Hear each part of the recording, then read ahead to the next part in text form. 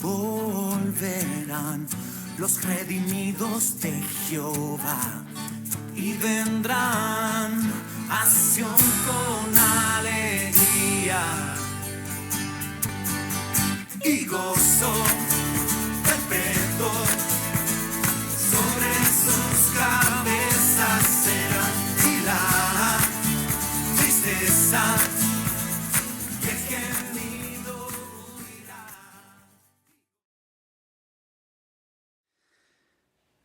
Bueno, venimos de un tiempo de retiro con los jóvenes, estuvieron nuestros pastores también allá. Fue un tiempo en donde estuvimos siendo enseñados por Dios de la importancia de la palabra y la importancia de la persona del Espíritu Santo. Juntos. Y en medio de eso, reflexionaba en lo que recién alabábamos de Dios en tres personas. Dios en tres personas. Y vamos a comenzar, bueno, hablo de continuar, pero como en marzo digo, vamos a iniciar una serie de enseñanza en donde vamos a estar conociendo a Dios en tres personas. Y vamos a empezar a conocer al Padre. Por tanto, vamos a hacer algunas modificaciones. Yo voy a decir el título, pero también la serie.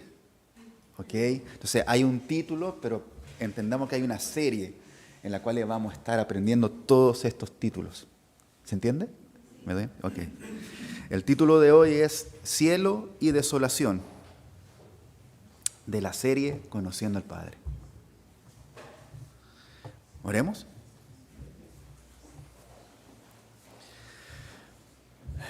Padre amado, gracias, Señor. Gracias por este tiempo. Alto y misterioso eres. Y así como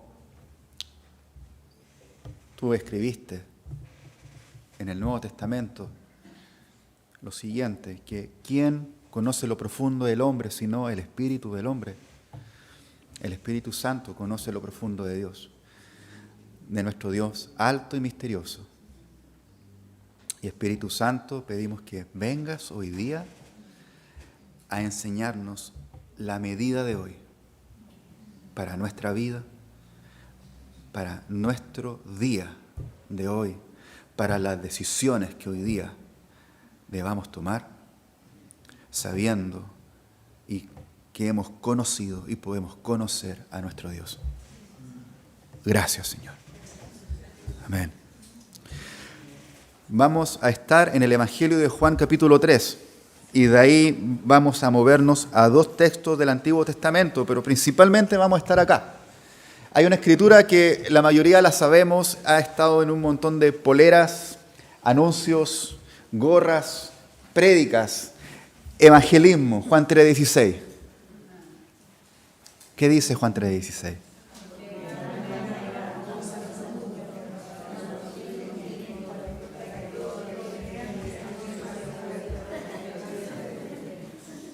De tal manera amó Dios al mundo. De tal manera amó Dios al mundo que ha dado a su... Entonces, estamos hablando del Padre. Y esta escritura no hay que verla aislada. Precioso Juan 3:16. Pero hay un Juan 3:1, 3:2, 3:3, 3:4, 3:5, 3:15, 3:17, 18. Y está inmersa ahí esta escritura preciosa. Esta verdad alta, celestial, de un Dios misterioso, a hombres y mujeres que nos creemos misteriosos y no lo somos tanto. No somos tan misteriosos. Si ustedes a mí me ven un poco serio es porque tengo hambre, punto.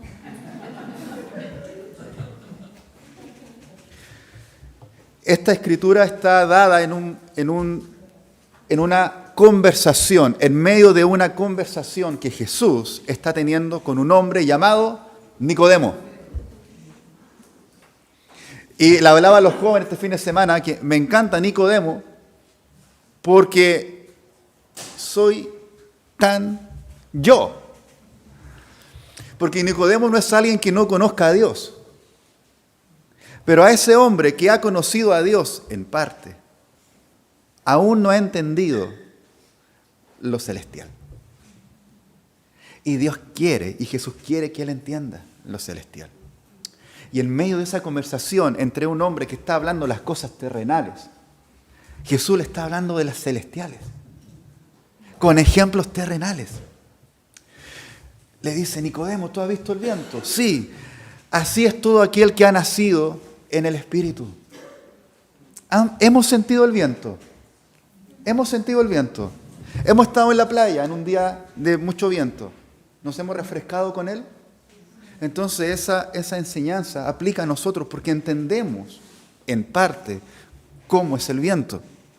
Lo que no entendemos es lo que explica. No sabe ni de dónde viene ni a dónde termina. ¿O acá alguno sabe en qué meridiano y paralelo comienza el viento? Dígame.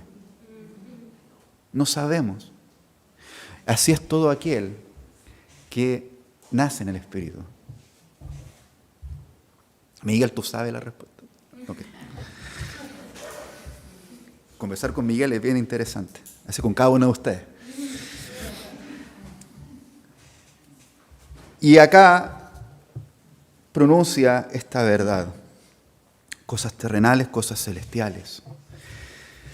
¿Y por qué hablo de cielo y desolación? Porque habla de algo tan alto que está en el cielo, pero mencionando una desolación que está en la tierra. ¿Cuál es esa desolación? Mi vida. Y cada uno puede, y los invito a decir eso, es mi vida la que está desolada. Es mi vida la que ha estado desolada tanto tiempo, y que no se trata de que yo voy a subir al cielo, sino se trata de que el que estaba habitando en medio del cielo, bajó, descendió. Y no solo descendió, sino que se dio. Y el Padre los dio. Eso es el todo del Evangelio. Aquel que estaba en el cielo, descendió. No se trata del hombre que sube. No se trata de eso, de alcanzar como que creían los griegos, los romanos, el Olimpo. Que miraban todo ahí, esos mitos, esas fábulas, dicen que miraban todo hacia abajo. Estamos hablando de Jesucristo, que siendo Dios, no estimó esa condición, esa realidad de su vida, sino que sabiendo nuestra debilidad se despoja de todo su poder para rodearse de nuestra debilidad. Y acá nosotros, y hablo como nosotros, como personas y seres humanos, que en ese momento recibieron a Dios hecho hombre, le exigían que se mostrase como Dios. Y Él, entendiendo nuestra debilidad, se despoja de sí mismo para mostrarse como hombre. Y como hombre, siervo. Y todo esto lo ve el Padre. Y en todo esto el Padre está complacido. En todo esto el Padre está agradado. Voy a leer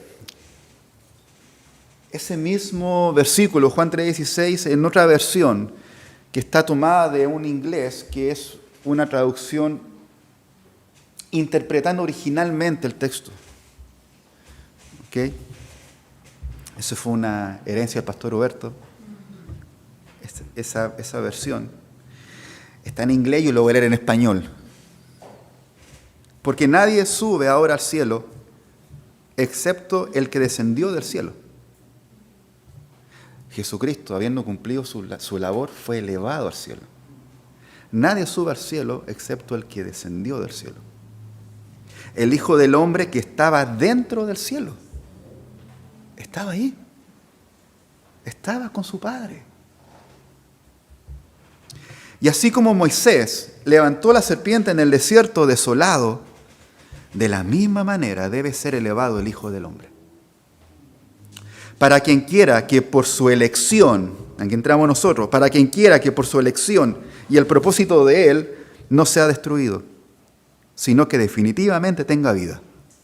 Porque Dios ha amado de tal manera al mundo de Satanás, que dio a su Hijo, el unigénito Cristo resucitado, para quien por su elección se comprometa continuamente por el resultado y el propósito de Él. Para todo aquel que se comprometa con el propósito de Él, tenga vida eterna. Por tanto, uno puede hablar, es una decisión, pero habla de un compromiso continuo. Continuo. Todo aquel que se comprometa continuamente por el resultado y el propósito de Él no perezca, sino que definitivamente, por su elección, tenga continuamente vida eterna. Un continuo seguir a Cristo y un continuo tener vida eterna. ¿Tiene sentido?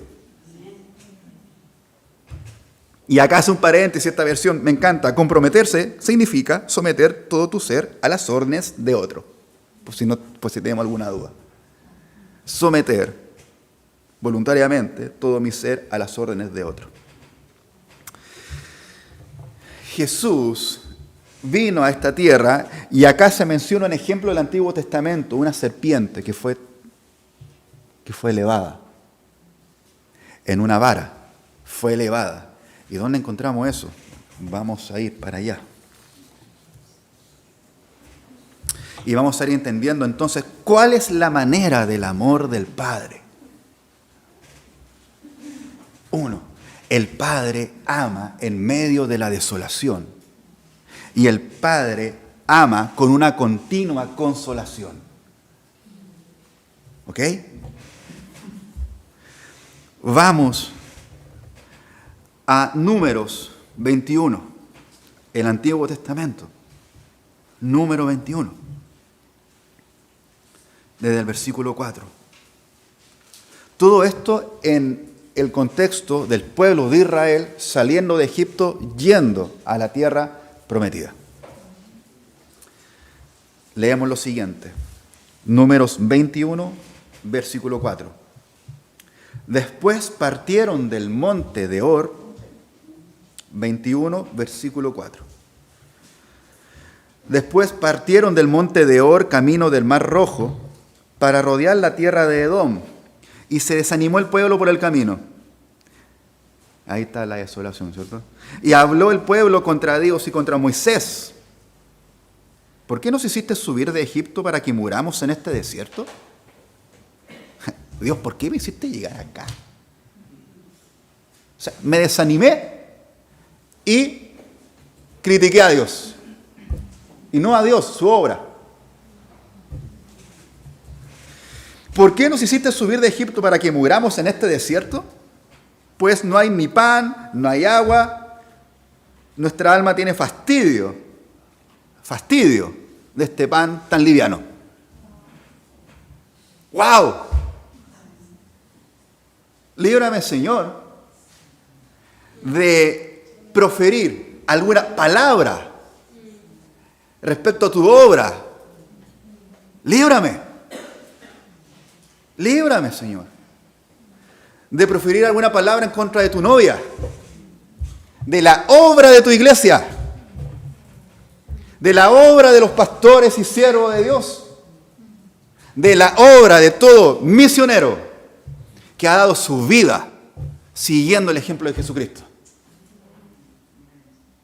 Y lo hablo con temor, amados.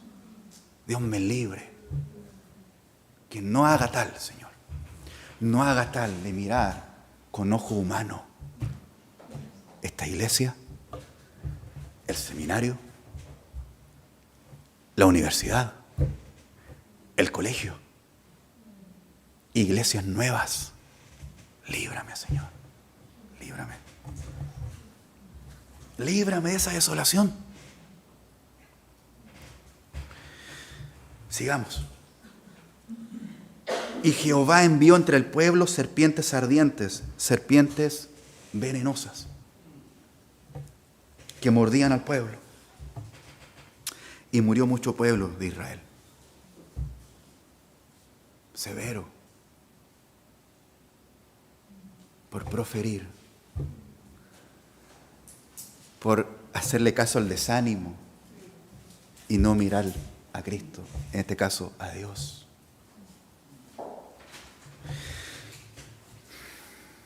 Entonces el pueblo vino a Moisés y dijo: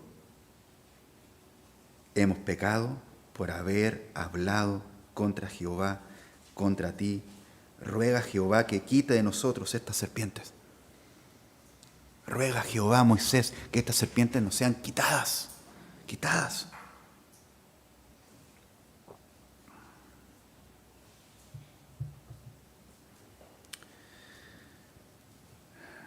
Y Moisés oró por el pueblo, un hombre de Dios. Orar por el pueblo. Y Jehová dijo a Moisés: hazte una serpiente ardiente, ponla sobre una asta, y cualquiera que fuere mordido y tan solo mirar a ella, vivirá.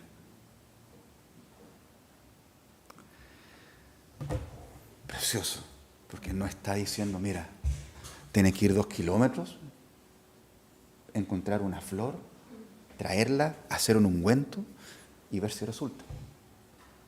Tan solo, si te muerde y ves la serpiente, vas a vivir.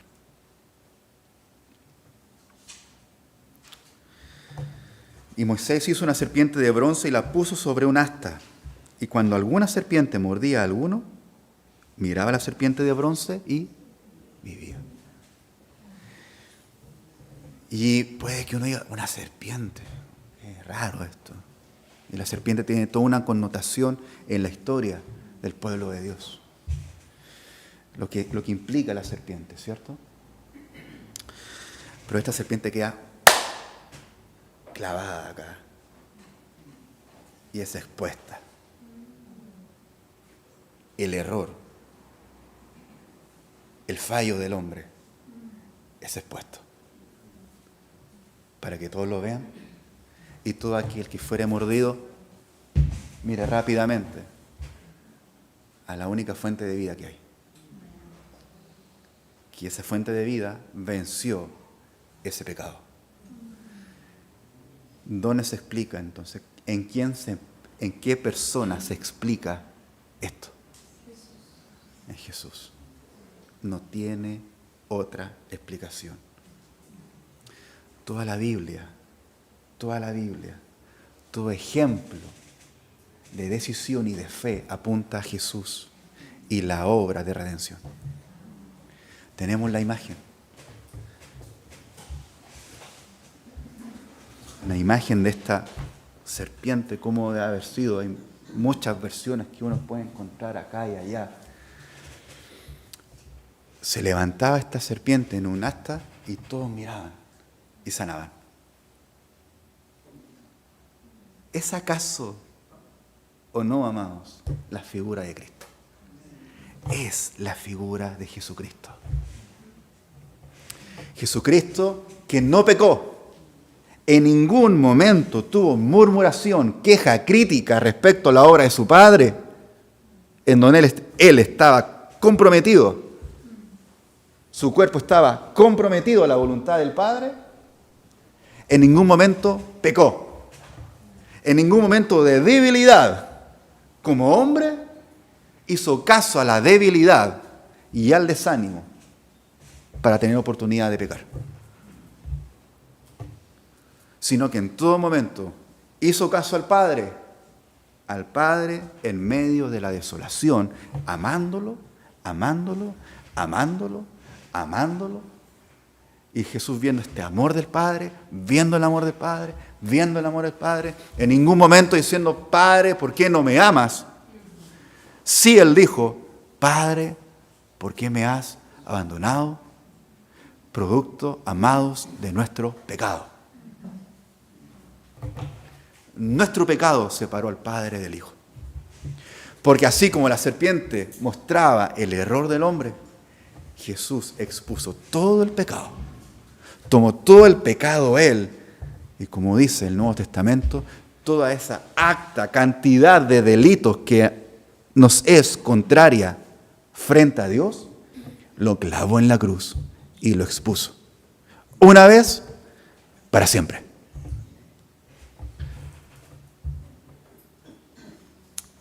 La desolación. Y esa desolación hoy día, ¿qué puede ser, amados?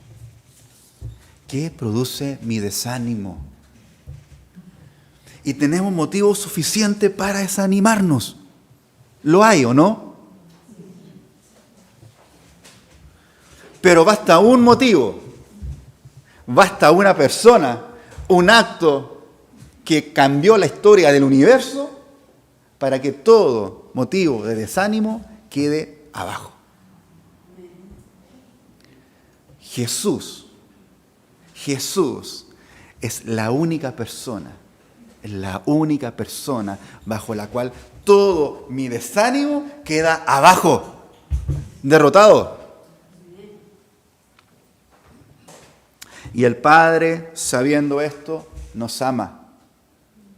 Porque está diciendo, de la misma manera en que fue levantada la serpiente de bronce en medio de un desierto desolado, así debe ser levantado aquel que estaba en medio del cielo, que descendió del cielo, debe entregar su vida, ser levantado para que todo aquel que lo mire no se pierda, mas tenga vida eterna continuamente.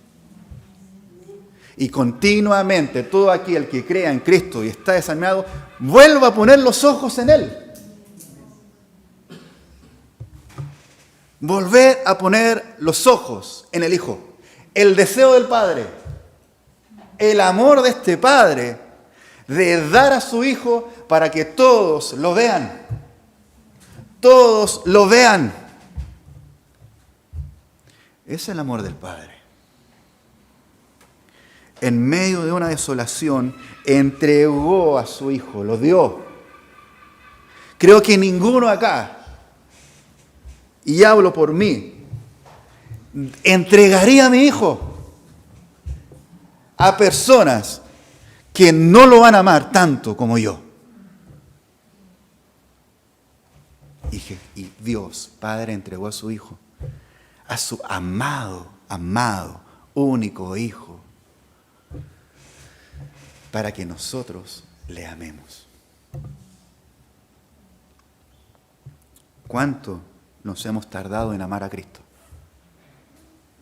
¿Cuánto? Yo 24 años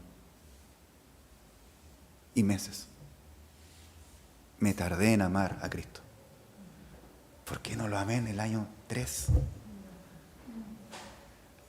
Todo ese tiempo de desolación, de desánimo, de profunda duda existencial en mi vida, de ahogarme en mis errores, de no saber si me estoy ganando o no el cielo. Se hubieran ido si tan solo hubiera amado a Cristo.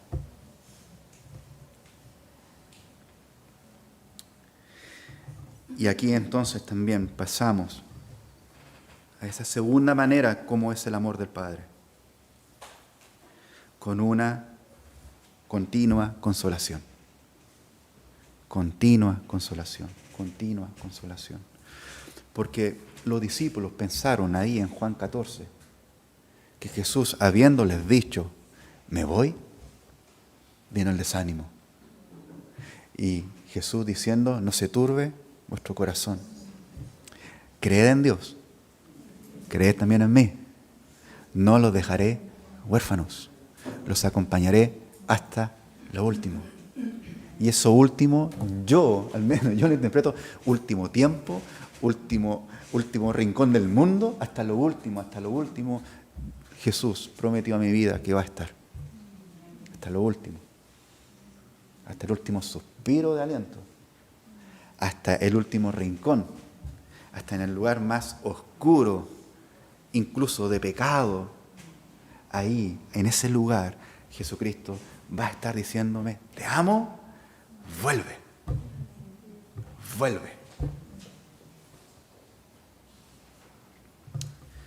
La desolación. Yo no sabía esto, ustedes quizás sí. El antónimo de desolación es consolación. Parece que no. Yo dije, wow. El antónimo de desolación es consolación. Yo pensaba que el antónimo de desolación es llenura. Y no. Entonces puedo entender cuál es el sentimiento de estar desolado. Es lo contrario cuando yo me he sentido consolado.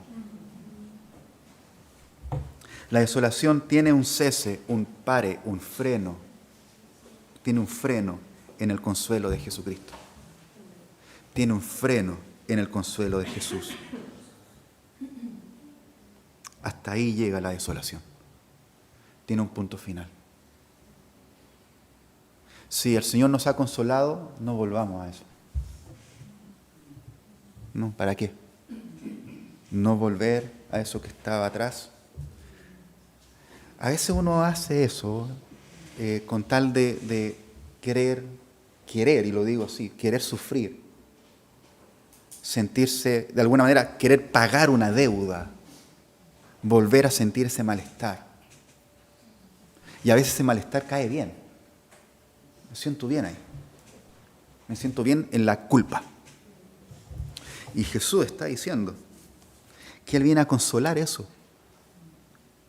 Y que ya no esté ahí. Y como decía Francisco, si yo sé que soy consolado por Él, entonces lo único que me resta es agradecer. Y vivo en el agradecimiento. Sabiendo que estuve en una desolación y ya no. Entonces, tengo libertad para amar a Cristo. Tengo libertad para amar al Padre. Tengo libertad para anhelar su Espíritu Santo y estar continuamente con Él. Nuestro Padre amado celestial es un Padre que da buenas dádivas. Buenas dádivas. Jesús lo dice, ¿cierto? ¿Quién acá, teniendo un padre, le pide a ese padre un pan, va a recibir una piedra? No. Y yo creo que el papá, viendo el pan duro, lo va a remojar, lo va a calentar y te lo va a entregar lo más blando posible. Eso es un papá, ¿o no? Y si nuestros padres terrenales, también tan igual de desolados que yo, hacen eso, ¿cuánto más mi Padre Celestial va a entregarlo todo? Y ya yo no puedo ver, bueno, no puedo hacer este cálculo. Bueno, ¿qué me va a entregar el Señor a mí? ¿Qué me va a entregar el Padre Celestial? ¿Cuáles son sus buenas dádivas? Es que ya no me puedo hacer esa pregunta porque ya lo dio todo, dio su Hijo. Después de eso, ¿qué me queda pedirle? ¿Qué me queda pedirle al Padre? Padre, levántame. Y pensaba esta mañana, yo he orado así, Señor, levántame. El Señor levantó a Cristo. Y lo levantó. Y Cristo obedeció. Entonces, si voy a orar, levántame como levantaste a Jesús, que dio su vida. O sea, entonces voy a entender que Dios me va a levantar para dar mi vida, no con otro propósito. No me va a levantar para hacerme millonario, amado. No, chao. Para tener paz en mi vida. Es que ni siquiera. Para nunca enfermarme. Ni siquiera. No me levantes para eso, Señor. Si pido que me levantes, que sea como levantaste a Cristo. En servidumbre, en amor, obediencia y en dar la vida. Siguiendo el ejemplo de tu hijo.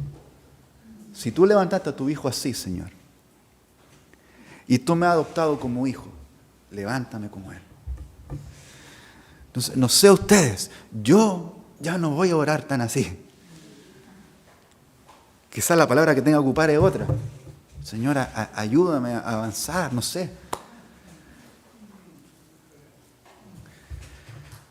Él ya ha dado a su hijo unigénito. Él lo ha dado. Didomi, esa palabra.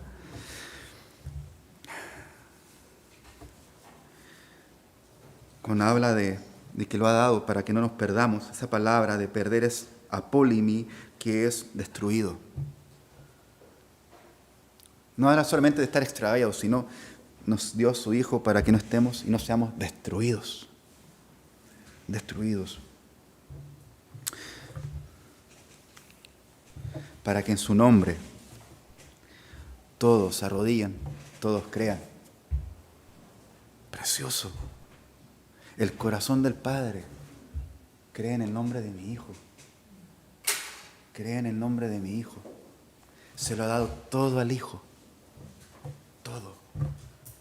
Porque su Hijo lo dio todo. Él se lo ha dado todo. Todo lo que tú me diste, lo guardé, le dice Jesús al Señor, a su Padre. Todo lo que tú me diste, lo guardé. El Dios, su Padre amado, le dio todo. Pensaba que es increíble. Bueno, según algunos estudios, cuando uno ve una nube, lo más alto que está en esa nube son 12 kilómetros. Más allá de 12 kilómetros no pasa la nube. Sí, me tengo que subir un cohete para comprobarlo. Pero pensaba en que esa distancia del cielo a la tierra, de mi desolación a lo que es de Dios, tomando esa figura, fue derrotada por 3 metros de un madero. No fue necesaria una escalera kilométrica. Lo único realmente necesario fue la cruz de Cristo. El corazón del Padre de que así fuera. Y toda distancia kilométrica y toda distancia de santidad frente a Dios fue cumplida, fue eliminada esa distancia. Porque así como uno está separado de la luna, ¿cuánto más estaba separado de Dios? Que ni siquiera lo podía ver. Eso le está diciendo Jesús a Nicodemo. Tú no puedes ver si no has nacido de nuevo. Esa distancia es enorme. Pero de tal manera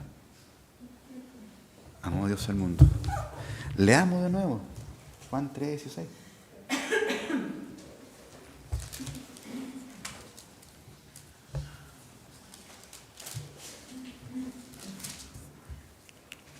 Miren, leamos del 14,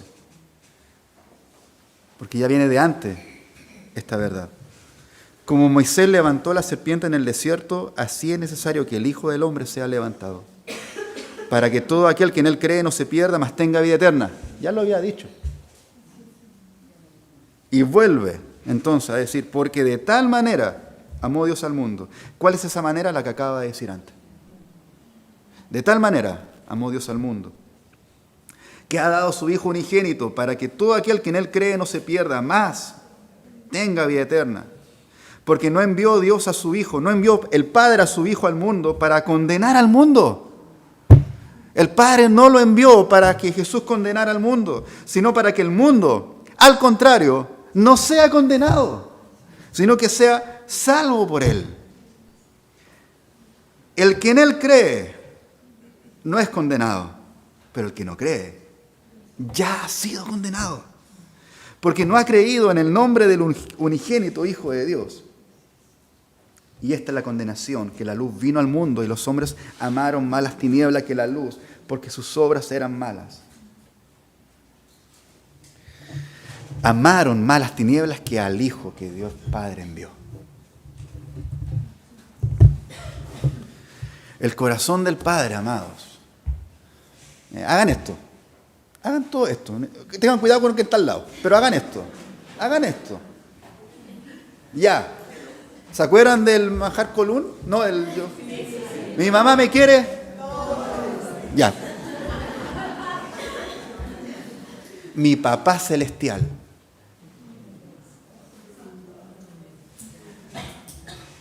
Me faltarían palabras para explicarte cuánto me ama.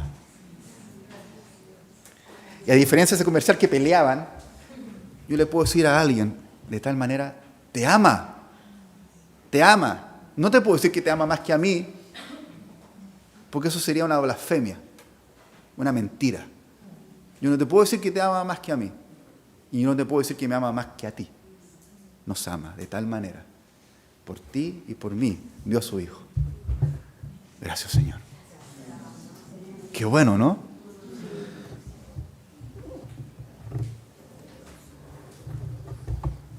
Nuestro Padre Celestial. Tenerlo. Saber esto. Saber lo que hace Él. Cómo se mueve. Cómo ama. Y vamos a ir conociendo más de Él. Gracias, Señor. Nos ponemos de pie y alabamos al Señor.